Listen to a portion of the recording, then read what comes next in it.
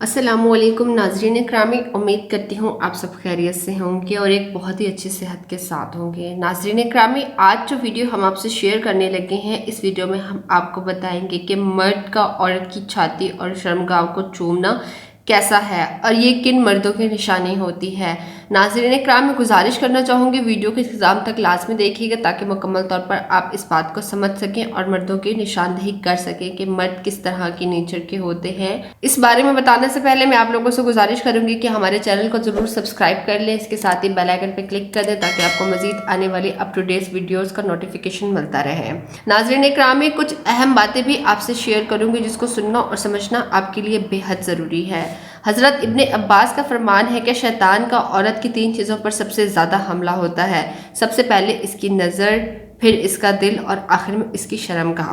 नाज़रीन इकराम, औरत पर हवानियत इस वक्त गालिब आती है जब वो मर्द की रंग व बू पर भरोसा कर लेती है।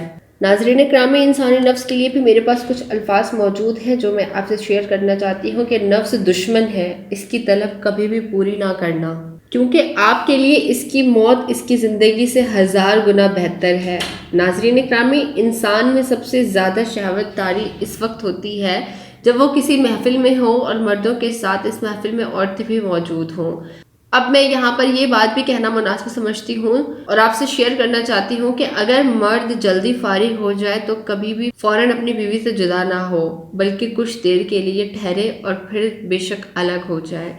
नाज़रीन इकरामी, अब मैं अपने अहम पॉइंट पर आती हूँ जिसके लिए आप वीडियो देख रहे हैं कि मर्द का औरत की छाती और शर्मगाह पर चूमना कैसा अमल है।